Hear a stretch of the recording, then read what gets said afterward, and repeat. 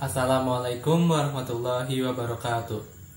Alhamdulillahirabbil alamin. Nahduhu wa nasta'inu wa nastaghfiruh wa na'udzu billahi min syururi anfusina wa min sayyiati a'malina. May yahdihillahu fala mudhillalah wa may yudhlil fala hadiyalah. Yang terhormat kepada Bapak Ahmad Harisul Miftah, MSI, selaku dosen pengampu mata kuliah Fikih Munakahat. Sebelumnya izin memperkenalkan diri. Nama saya Raihan Maulana dengan NIM 201130072. Saya dari kelas B semester 3, jurusan Hukum Ekonomi Syariah. Di sini saya akan menjelaskan materi tentang syarat-syarat pernikahan. Baik, materi yang ke-7 ini ada materi tentang syarat-syarat pernikahan. Pembahasan pertama tentang pengertian syarat. Pengertian syarat yaitu huwa ma yatawaqqafu alaihi wujudu syai'in wa yakunu kharijan an haqiqatihi, yaitu sesuatu yang harus ada dalam suatu perbuatan tetapi tidak termasuk ke dalam bagian perbuatan itu. Jadi, syarat pernikahan yaitu sesuatu yang ada dalam pernikahan tetapi tidak termasuk ke dalam bagian pernikahan tersebut. Selanjutnya ada macam-macam syarat nikah. Syarat yang pertama yaitu syurutus sihhati.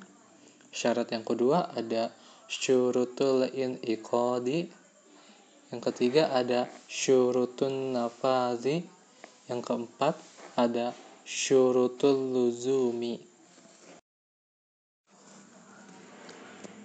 Syarat yang pertama ada syurutul inqadi, yaitu syarat yang harus dipenuhi dalam suatu akad. Apabila tidak dipenuhi salah satunya, dapat mengakibatkan akadnya batal.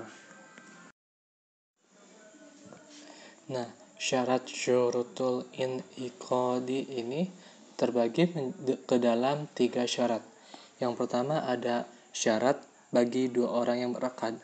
Yang kedua ada syarat bagi perempuan. Dan yang ketiga ada syarat sigot akad. Yang pertama ada syarat bagi 2 orang yang berakad. Yang satu, mampu melaksanakan akad atau tamyiz.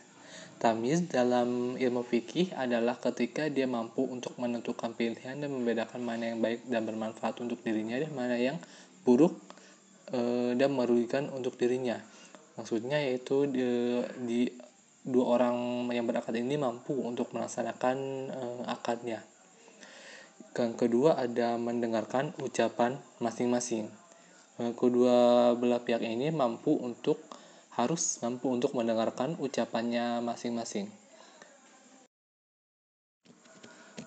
Syarat syurutul inqadi yang bagian kedua ada syarat bagi perempuan.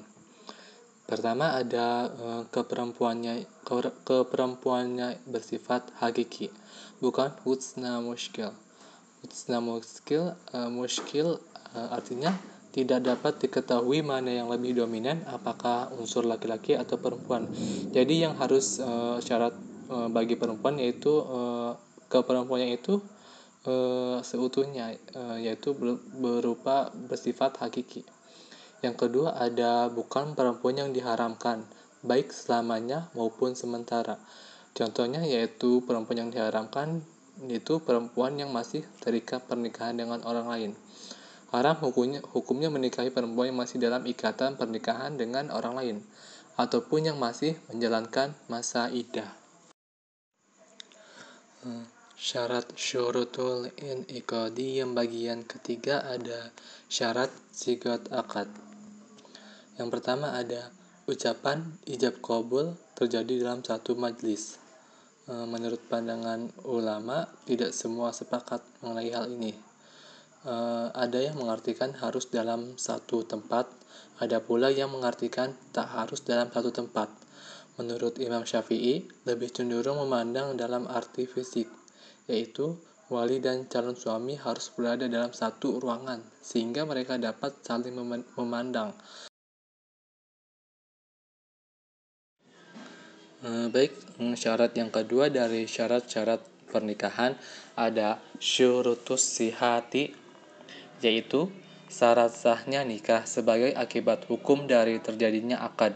Apabila tidak dipenuhi salah satu syaratnya, maka akadnya batal. Syarat ini terdiri dari 8 syarat.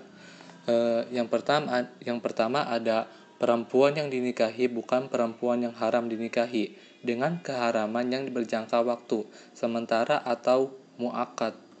Muakkad maksudnya adalah larangan menikahi dua perempuan yang bersaudara sekaligus atau semisalnya. Contohnya yaitu lelaki yang menikahi salah seorang dari dua wanita yang bersaudara sebelum ia menceraikan yang satunya. Yang kedua ada sigat akad yang digunakan berlaku selamanya, tidak mengandung batasan waktu. Yang ketiga adanya saksi. Yang keempat adanya kerelaan dan keleluasaan memilih ikhtiar dari keduanya, suami dan istri. Yang kelima, suami dan istri yang jelas atau sudah ditentukan. Yang keenam, suami istri atau wali tidak sedang melaksanakan ihram, haji atau umroh. Yang bagian ketujuh ini menurut mazhab Maliki, yaitu keharusan adanya mahar. Yang kedelapan ini sama masih menurut mazhab Maliki, suami dan istri tidak sedang mengalami sakit yang parah atau kritis. Syarat yang ketiga ada syurutun nufazi, yaitu syarat lain yang perlu dilengkapi setelah syarat akad dan syarat sah dan mempengaruhi jalannya suatu akad.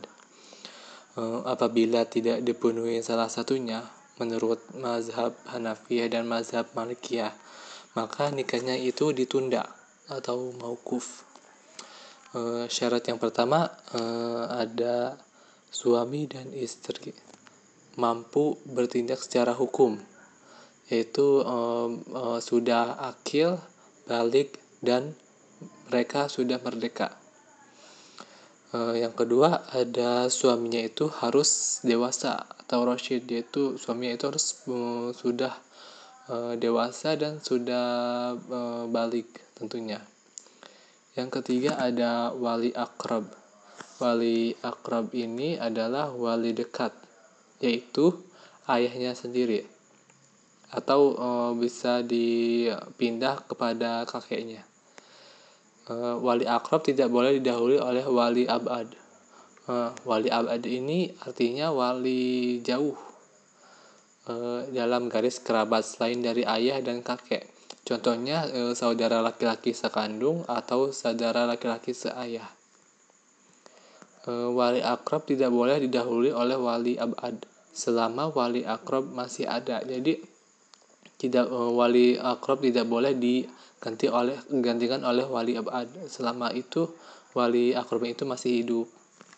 Dan yang keempat ada apabila menggunakan wakil, maka wakil tidak boleh bertentangan dengan wali yang diwakilinya. Syarat yang keempat dari syarat-syarat pernikahan ada syurutul luzumi, yaitu syarat yang diperlukan untuk membantu kelanggengan dan kekekalan suatu akad nikah sebagaimana kelaziman yang berlaku. Syarat ini ada 4 syarat. Yang pertama, wali yang menikahkan tidak hilang kecakapan hukumnya, seperti karena gila atau kurang waras pikirannya. Yang kedua, antara suami dan istri memenuhi unsur kafa'ah. Yang dimaksud kafa'ah adalah keseimbangan dan keserasian antara calon istri dan calon suami dalam hal tingkatan sosial, moral, sehingga masing-masing calon tidak merasa berat untuk melangsungkan perkawinan tersebut.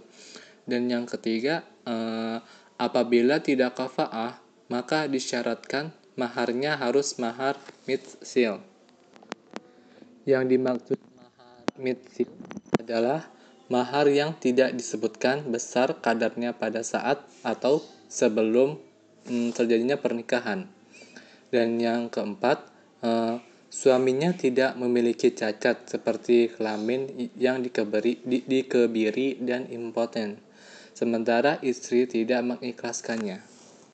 Sekian, hanya itu materi yang dapat saya sampaikan. Kurang lebihnya mohon maaf. Wassalamualaikum warahmatullahi wabarakatuh.